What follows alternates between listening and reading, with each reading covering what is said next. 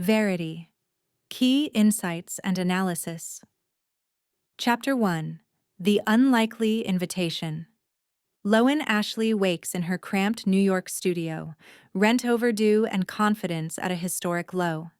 Crossing Fifth Avenue for a meeting she expects will confirm her career's nosedive, she witnesses a pedestrian struck by a truck. Blood splattering her shoes like a brutal reminder that stagnation is riskier than motion. Moments later, her agent introduces an astonishing proposal. Ghostwrite the final books in a blockbuster thriller series for Verity Crawford, a celebrated novelist now catastrophically injured. Jeremy Crawford, Verity's husband, offers a life-changing advance plus lodging at their Vermont estate. Lowen's fear screams retreat, but professional hunger whispers seize the once-in-a-lifetime pivot. The scene seeds a core productivity lesson. When destiny opens an improbable door, step into it, even if your legs shake. Chapter 2. House of Shadows.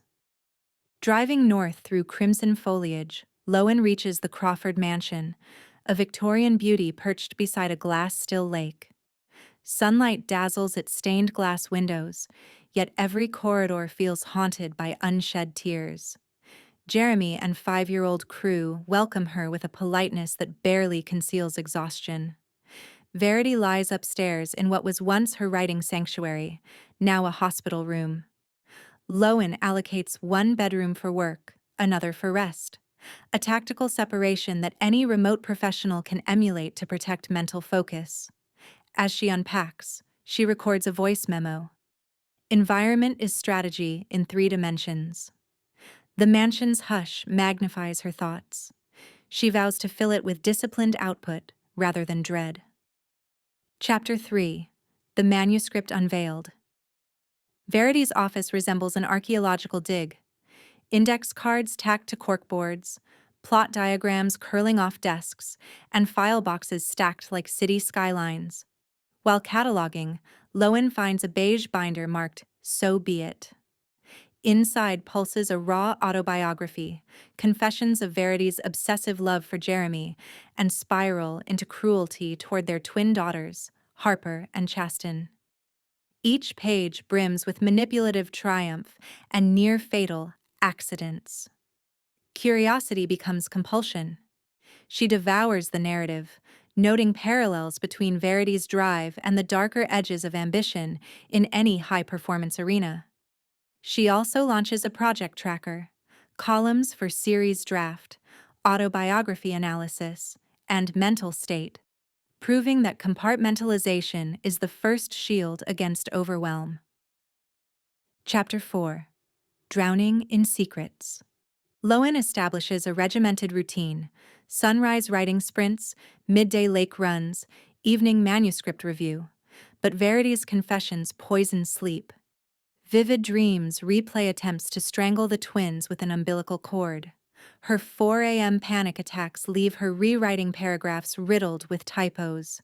She counters by tightening her workflow: 25-minute Pomodoro bursts, 5-minute respiration resets, and nightly gratitude journaling. The practice illustrates a universal principle. Emotional hygiene is as non-negotiable as brushing teeth when striving for creative excellence. Chapter 5. Twin Tragedies.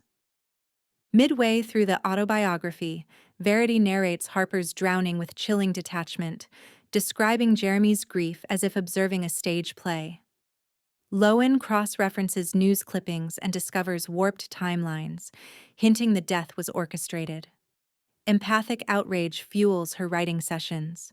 She funnels anger into razor-sharp prose for the series, hitting word count goals she once deemed impossible. The emerging insight is stark.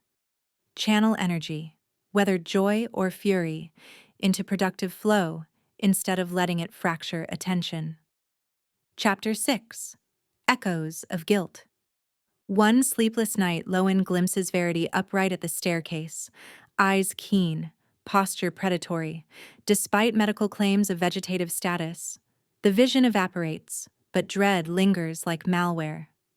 Lowen installs door wedges, changes passwords, and logs every anomaly in a security journal, transforming abstract fear into actionable data. For any professional, documenting uncertainties converts paralysis into risk management plans.